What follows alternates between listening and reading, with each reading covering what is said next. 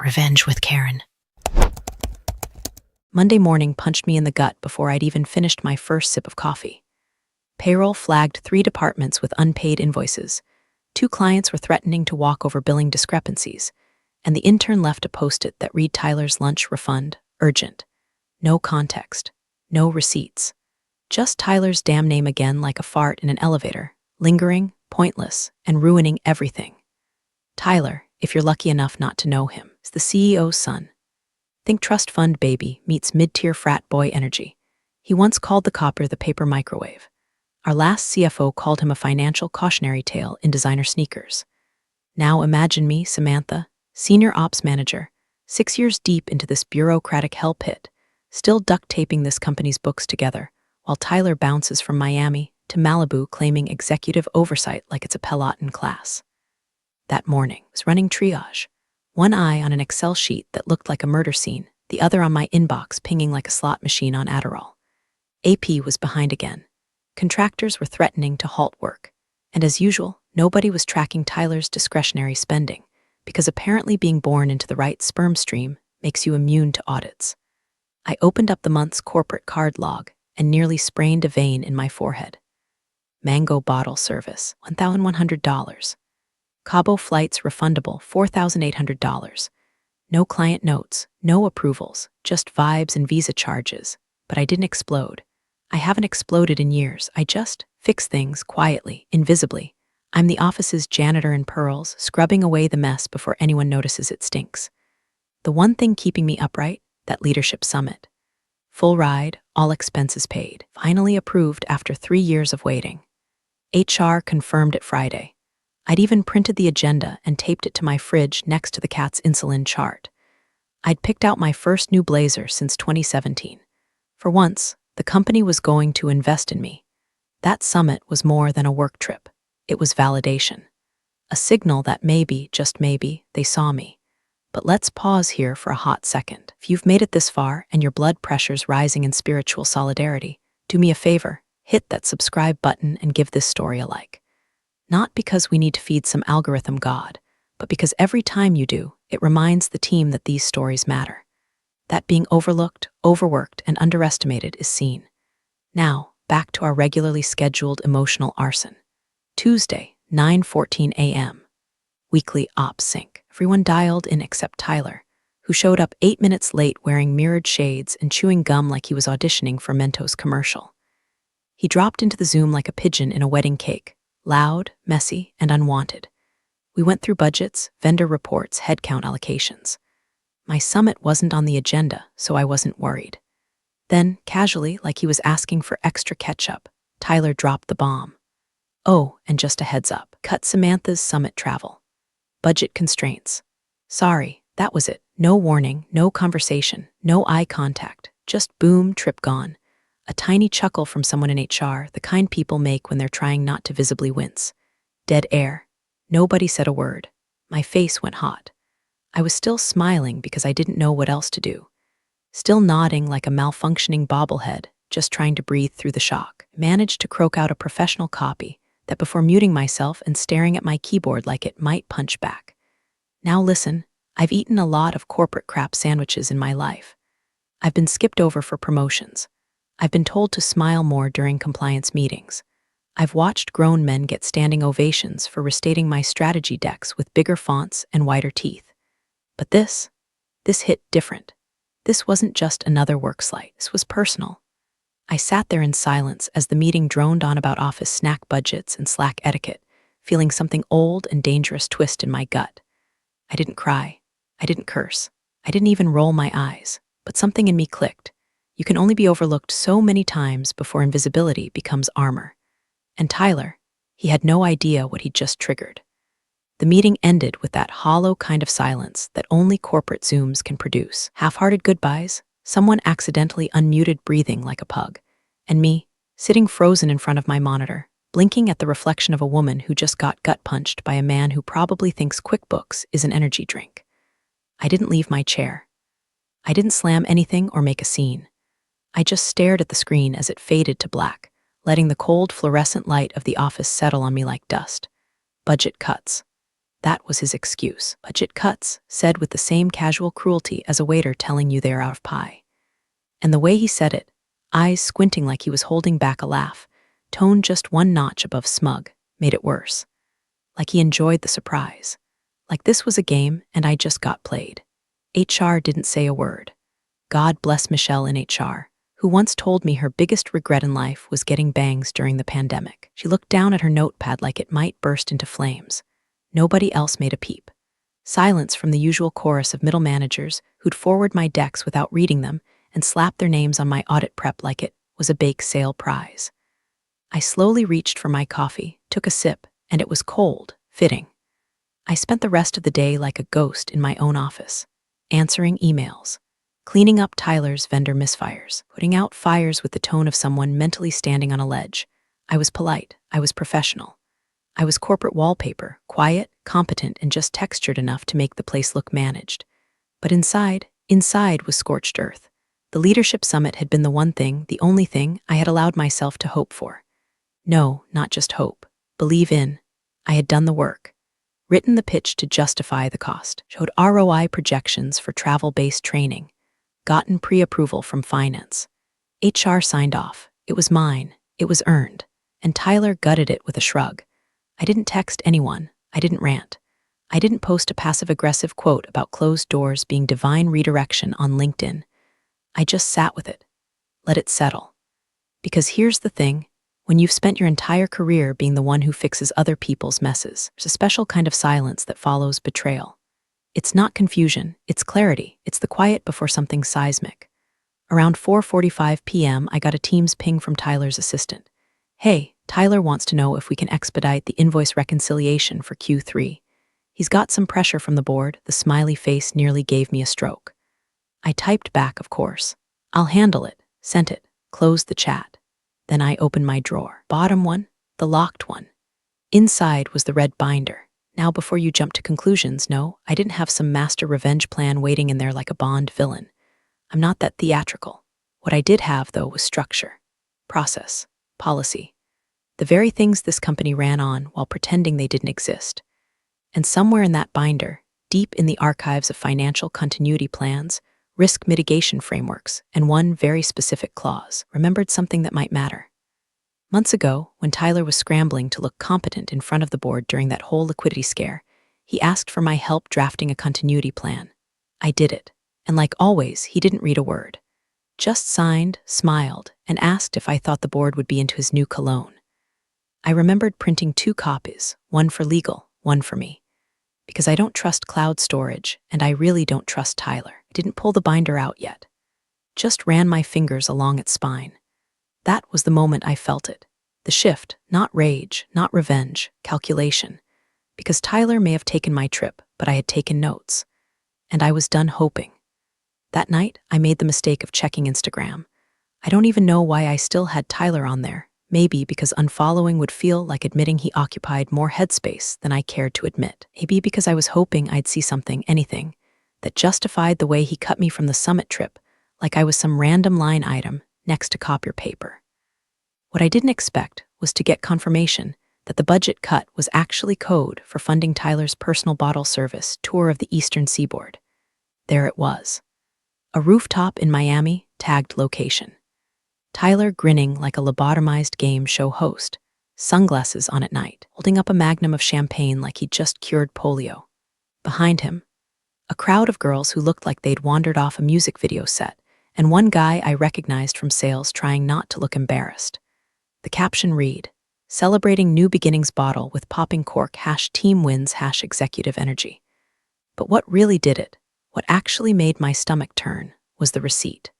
Because Tyler, in his infinite wisdom, posted a boomerang of the bottle arriving in a silver ice bucket with a receipt half visible behind it. Most people wouldn't notice. But I did. 4 digits, company card last 4, 0437. That's our card. The same card that couldn't afford to send me to a $900 leadership summit with a bulk rate hotel discount and 1 complimentary breakfast voucher. He was drinking my summit in a flute glass with gold flakes. I didn't throw my phone. I didn't text him. I didn't even screenshot it for blackmail. I just locked my jaw, closed the app, and sat perfectly still on my couch with the TV still playing some HGTV couple fighting over open concept kitchens. My cat jumped into my lap. I didn't pet her. I sat in that silence, the cold, crystal clear kind that follows a realization. This wasn't mismanagement. This wasn't incompetence. This was deliberate. I was done waiting for someone else to care. I got in my car. I drove back to the office. No traffic, just my headlights cutting through the dark like searchlights on a warfront. I parked in the back, the kind of parking reserved for ghosts and janitors and women like me who'd long stopped being seen. Up the elevator, past the fake ferns, into my office that smelled like stale printer toner and resignation. I unlocked the drawer, pulled out the red binder. Wasn't even dramatic, just a single click of the latch, the smooth slide of the drawer, the thud of weight in my hands. But to me, it felt biblical, like cracking open the ark, because this wasn't just paperwork. This was protection, policy, power hiding in plain sight. Flipping through those laminated tabs, I found it, the document from last year's cash crunch. I remembered the meeting, Tyler sweaty in a blazer too tight, begging me to help him impress the board by formalizing a financial contingency plan. I remember the way he rushed through the approvals, signing pages between bites of a tuna melt, eyes on his phone, while I read each clause aloud like a Sunday sermon. But there was one clause I didn't read out loud. Clause 14C. In the event that discretionary spending exceeds 10% of quarterly allocations, without documented justification, access to emergency operational funds shall revert to the controller listed in Exhibit B for a period not to exceed 90 days, pending board review. Exhibit B was signed by me. He never asked what that clause meant, never read past the word allocation, and I never reminded him. I took the binder, walked over to the copy machine, and made 2 duplicates, one for legal, one for my personal files at home. I added today's date, stapled an addendum noting observed discrepancies in Q3 spend, and initialed every page like a woman sharpening a blade. I didn't tell anyone, didn't send an email, didn't whisper it in the break room or leak it to finance. Because this wasn't about drama. This was structure. This was fact. And I'd built my career on facts. Tyler had spent company money on a champagne fantasy, but I held the receipts. It was a Thursday afternoon in March when Tyler shuffled into my office, eyes red, tie half undone, reeking of panic and Axe body spray. That was the first red flag. He only ever wore cologne when he was trying to impress someone. That day it was the board. "Sam," he said, drawing out my name like he was about to propose or confess to murder. "You gotta help me." I didn't look up right away. I was in the middle of reconciling 2 vendor accounts. He'd screwed up with a double payment to the same influencer who'd posted exactly 1 blurry TikTok about our product and spelled the company name wrong in the caption. I kept typing. "What happened? We've got the board next week, and legal says we need a formal continuity plan or they'll delay the vote." I looked up. "You mean the vote to approve the emergency operating fund you're salivating over?" "Not salivating," he grinned, strategizing. I rolled my eyes so hard I nearly saw the back of my skull. "Tyler, you haven't completed a single continuity doc since you took over discretionary spending. You rejected the draft finance sent last quarter." He flopped into the chair across from me like a toddler collapsing on a beanbag. "Because it was boring, Sam. Just spreadsheet jail. I need something with bullet points, diagrams, vibes, vibes," I repeated. "Pen, come on. You're the only person who actually knows where the bodies are buried around here. Help me, please." And because I am a moron in a cardigan with a savior complex, I helped him. We stayed until 9 p.m. that night. I drafted the whole thing, clean tables, risk tiers, definitions of discretionary misuse. He nodded through most of it, yawning and checking his phone every 6 minutes. Around page 14, I slid in a clause. Just one, tiny. Buried. Clause 14C. If quarterly discretionary spending exceeds 10% of allocated budget, without supporting documentation or prior approval, authority over emergency operational fund access shall revert to the designated controller listed in Exhibit B. Said reversion shall last 90 days or until board override is issued. Exhibit B, Samantha R. Lawson. He never asked what it meant, just signed the last page between mouthfuls of a turkey club and wandered off muttering something about calling his investment shaman. That clause lived in the red binder for months, untouched, unremembered, until now. I sat in my office under the yellow hum of the desk lamp, reading it again slowly, thoroughly. Then I opened my laptop, pulled up the latest Q3 discretionary numbers, and began cross-referencing. Line by line, transaction by transaction. Bottle service in Miami, flight to Vegas for partner outreach, a private driver for a 2-day trip to Phoenix that mysteriously aligned with his favorite EDM festival. I ran the totals twice, then a third time just to be sure. 12.4% over discretionary spend. 0 documented justification. No approvals on file, no departmental sign-offs. The clause was live. I pulled out a fresh audit log and updated the timestamps. Added notation, trigger condition met. Clause 14C activated. Reviewed by SRL. Then I highlighted the clause, flagged it, and slipped it into the front pocket of the binder with a printed copy of the latest quarterly spend breakdown. Every dotted line traceable. Every signature accounted for. Every single document tagged and verified. It wasn't just about proving Tyler wrong. It was about making sure there wasn't a single crack he could squeeze through. No, I didn't see that. No, it's just a draft. No, this is out of context. I'd watched that boy weasel his way out of accountability more times than I could count. But not this time. Not with this. This wasn't a trap. It was a seatbelt, and he'd unbuckled it months ago. I leaned back in my chair, binder heavy in my lap, and for the first time in years felt something like peace. Grim satisfaction. Cold, clean, quiet. The kind of satisfaction that doesn't come from vengeance, but from preparedness. Tyler had burned through 10% of our operating margin on parties and pretense. But I'd been building a paper fortress. And now, he'd finally wandered into it. Friday, 3:42 p.m. My inbox pinged with the urgency of a toddler slapping an elevator button. Subject line in all caps, urgent, $6K needed out. I clicked. Tyler. Need $6K covered from discretionary today or payroll delay hits Monday. You pull from temp account? We'll explain later. Just make it happen, THX. No greeting, no details. Just that trademark blend of chaos and entitlement, like a man who thinks the world runs on vibes and Venmo. I stared at the screen for a solid 10 seconds, then reached for the red binder without a word. It sat on my desk now, open to clause 14C like a loaded weapon nobody else in the building knew existed. My fingers brushed the edge of the page. Initials, timestamp, trigger threshold exceeded, fully binding. He needed $6,000, not for payroll, that was the bait. I'd seen this move before. Flash a business-critical fire drill late on a Friday to get fast compliance. Make the problem urgent enough, scary enough, and people stop asking questions. They skip the audit. They skip the forms. They save the day for a system built on last-minute scrambles. Except I didn't scramble anymore. I opened a new email. To Tyler B., Carson, subject urgent $6K needed out, body, check the red binder. I hit send. One line, no emojis, no hi Tyler, no explanation. Just 4 words that dropped like a manhole cover. Then I leaned back, closed my laptop, and waited. No reply came. Not in 5 minutes. Not in 10. Not by 4 o'clock. His calendar showed prep call W/dev team optional.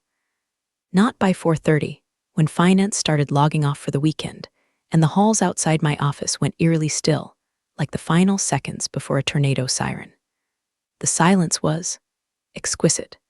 I imagined him tearing through the office like a raccoon in a dollar store, opening drawers he's never opened before, pawing at locked filing cabinets, shouting for his assistant, panicking over every folder that doesn't have a QR code and a TikTok recap. Because here's what Tyler didn't realize. He'd never even seen the red binder. Not once. That night in March, I printed the docs and kept the only physical copy. Legal had the digital file buried in their shared drive under a naming convention I intentionally designed to make it look boring. FCP Audit Amendment V2 Final 5. DocX. Good luck with that, buddy. By 5:12 p.m., I heard hurried footsteps in the hallway, heels, maybe one of the assistants. A panicked shuffle, then quiet again. I checked my email one last time before shutting down. Still no reply. The ball was no longer in my court.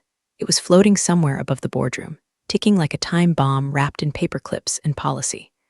The moment someone else asked why the $6,000 hadn't cleared, why payroll was about to be late, that's when the clause would go public.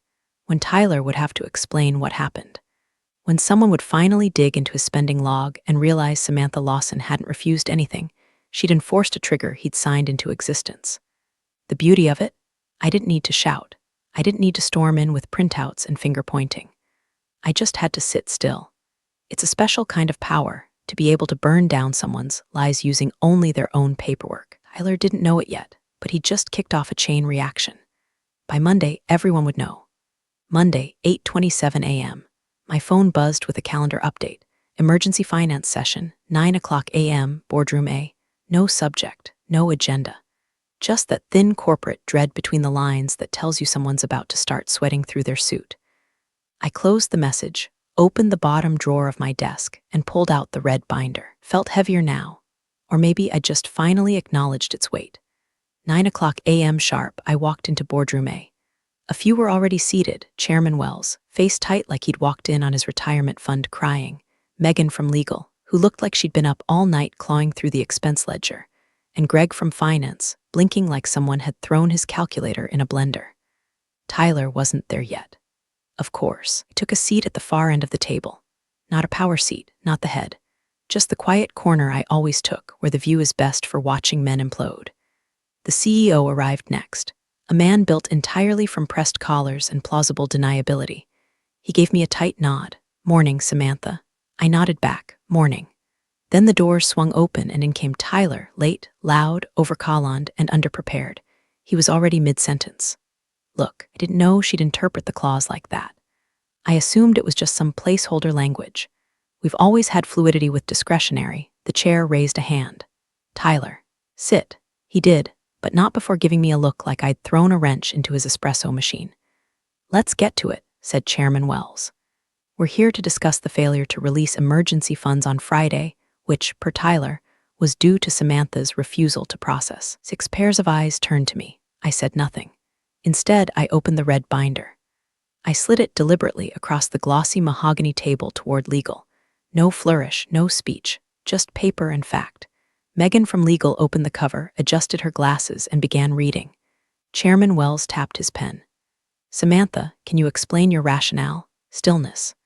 I acted in accordance with Clause 14C, Financial Continuity Protocol, signed March 18, and 41 p.m.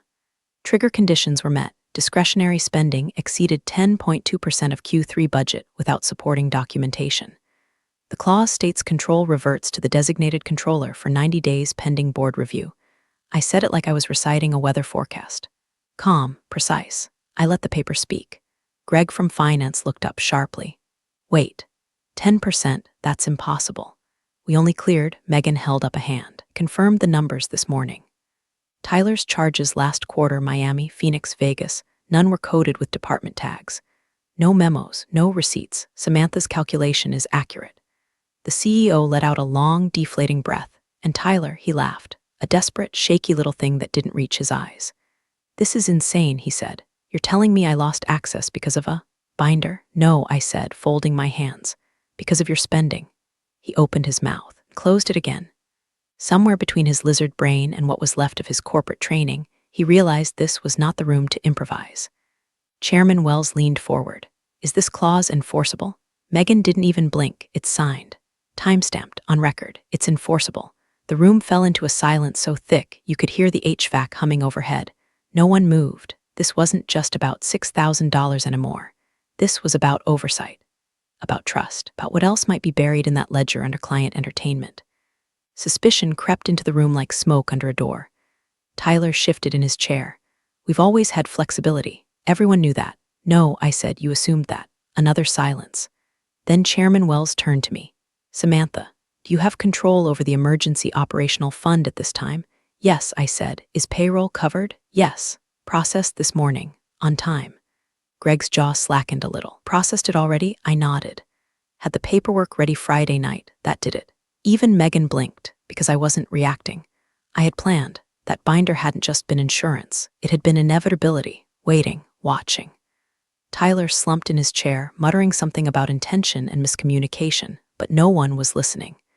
The oxygen had shifted. The board wasn't looking at him anymore. They were looking at me. Megan from legal flipped to the tab I'd marked in red. Her fingers were steady, but I caught the faintest hitch in her breath as her eyes locked on the clause.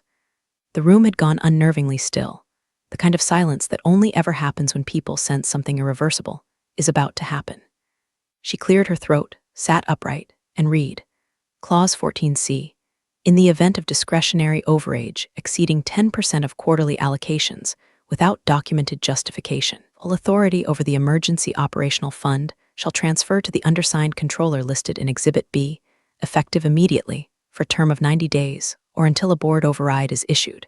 She paused. Then, the document is signed and dated by Tyler Carson. March 18. 10:41 p.m. No one spoke.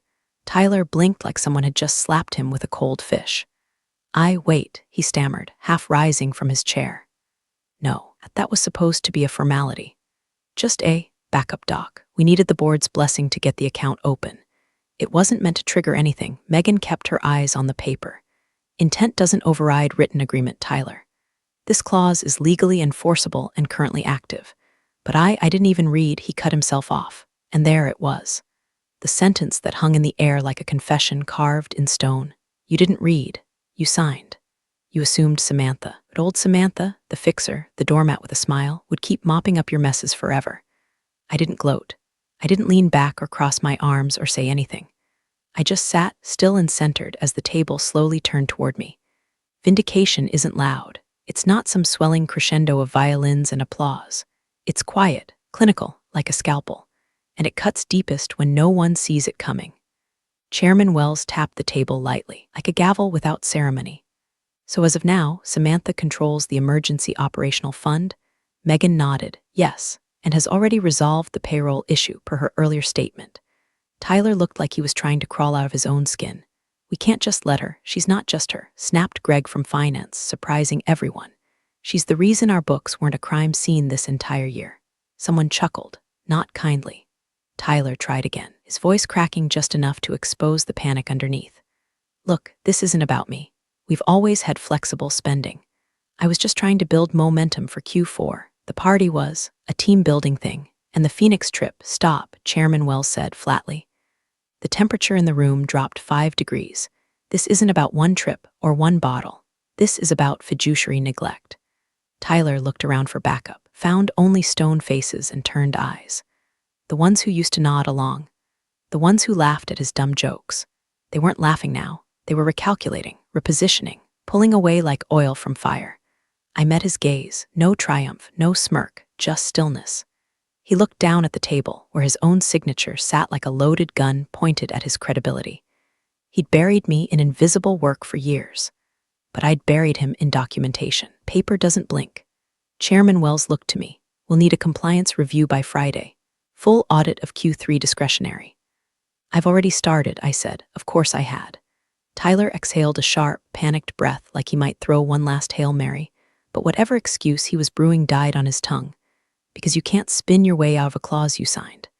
And for once in his life, Tyler Carson was out of charm, out of time, and out of power. Vote wasn't even formal.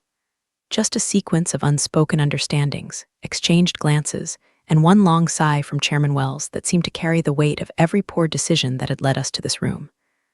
Well, he said, fingers steepled, voice dry as ash. Clause is binding. Payroll is met. I don't see a scenario where we dispute execution. A few heads nodded, some slow and reluctant, others brisk, grateful, like people realizing they'd been passengers on a plane flown by a raccoon in a business suit. Megan from legal flipped the binder closed with a quiet finality, hands careful, reverent, like she was sealing a tomb. Samantha, the chairman continued, turning to me now, until further notice, you are the acting controller of the Emergency Operational Fund. No ceremony, no applause. Just the transfer of weight from a sinking ship to the only person still rowing. I'm fine with interim, I said evenly. I'm not, he replied. That got a reaction. Tyler twitched in his seat. His eyes snapped to the chairman, then to Greg, then to me, as if willing someone to laugh and say this was all a deeply unfunny prank. But no one was laughing. No one even looked mildly amused. Let the record reflect, Megan said, already scribbling, Samantha Lawson is formally designated controller. Effective immediately. The room shifted. Not loudly, not dramatically, just realigned, like gravity tilting ever so slightly in my direction. I'll have a transition checklist ready by end of day, I said, already opening my notebook. Of course you will, Greg muttered with something like admiration. And just like that, 6 years of quiet competence of being the person who stayed late, cleaned the mess, rewrote the reports no one read but everyone relied on, was finally visible. Not praised, not paraded, just recognized, which, for someone like me, was louder than any standing ovation. Tyler, meanwhile, had gone curiously still. All that frat boy confidence drained from his posture, replaced by something smaller, rattled, redundant. Chairman Wells didn't even look at him when he said, "Finance, please suspend Tyler's discretionary access until further notice." Cards included. Greg was already typing. On it. "Wait, what?" Tyler's voice cracked down the middle. "You're cutting me off." "Can't." The chairman didn't look up. "You did that yourself." Megan slid a small stack of printed screenshots across the table, exhibit backups, paper trail receipts, digital timestamps to go with the binder. Tyler reached for them, skimmed the top page, then recoiled like the ink burned. "Is this really how we're doing this?" he said, but it sounded more like a plea than a protest. Still, no one answered, because the decision had already happened. There was no debate, no redemption arc, no hallway epiphany. Just paperwork and policy, and a signed clause he never read. He slumped back, jaw tight, tapping a finger against the table like a man trying to restart a rhythm that had already ended. I didn't gloat, didn't nod, didn't even look in his direction again, because this wasn't about him anymore. This was about restoring control, not just of the fund, but of myself, my role, my value. Years of silent work that no one clapped for, but everyone depended on. And now they saw it. Not because I shouted, because I documented. They say revenge is best served cold. But what I served that day wasn't revenge. It was accounting, with interest. Megan wasn't the one who finished reading the clause aloud. That honor went to the firm's external counsel, James Whitmore, a man so stiff he made paperclips look emotionally unstable. Pulled him into the boardroom mid-morning after someone, probably Greg, quietly suggested they needed outside eyes on what had just unfolded. The stakes were too high, the optics too volatile. Whitmore arrived in a tailored gray suit, salt and pepper hair combed with surgical precision, and an expression like someone who just licked a battery. He didn't greet anyone, just asked for the binder, sat down, and began reading from the middle. For 10 minutes, could hear nothing but the quiet rustle of paper and Tyler's, leg bouncing under the table like a drum solo in a panic attack. Then Whitmore reached clause 14C. He read it once, silently. Then again, this time aloud. In the event of discretionary overage exceeding 10% of quarterly allocations without documented justification, all authority over the emergency operational fund shall transfer to the undersigned controller listed in Exhibit B. His voice caught slightly on the next line. Not dramatics, not nerves, just gravity, effective immediately for term of 90 days or until a board override is issued. He paused. The room waited. His hand, holding the page, began to tremble. "It's airtight," he said, softly. 3 syllables that detonated like a depth charge beneath Tyler's seat. Tyler's mouth opened, but no words came. Just a small, sickly exhale. His skin had gone a shade paler than the collar of his shirt, eyes glassy, fixed on the document like it was a betrayal written in his own blood. Because it was. Because he'd signed it. Because that bottle service in Miami, that rooftop post, that stupid photo with the receipt half visible behind a flute of Dom Perignon, that was the match. That was the moment. All it took to collapse the illusion of control was his own arrogance and the time stamp on an Instagram story. He looked at me, not with anger, with dread, like someone finally realizing they'd been playing checkers while the other player built a guillotine. I didn't smile, I didn't blink. I simply said I documented everything. You just never looked. No one else spoke. The silence wasn't awkward, it was earned. Because this wasn't revenge. Not the kind Tyler would have dished out. Petty, loud, fueled by insecurity and impulse. This was structure. Patient, quiet, precise. A system he thought was boring. A binder he never opened. A woman he never saw. I stood up, gently closed the red binder, tucked it under my arm like the sacred text it was, and walked out. No applause. No music swelling in the background. Just the click of my heels against the tile and the soft, rhythmic thump of justice being carried in 8.5x11. As I reached the hallway, I glanced back through the glass wall of the boardroom. Tyler was still seated, staring at his phone. That rooftop post on the screen, the one that sealed his fate. The Magnum bottle, the receipt. The caption, #executive energy bottle with popping cork. He looked like he might vomit. I turned away, kept walking. Out of that boardroom, out of the shadows, into whatever came next. Binder in hand. Quiet. Unbothered, complete. You're the real stars of the corporate jungle. Thanks for watching. Hit subscribe, or I'll flick the switch on your old cubicle memories.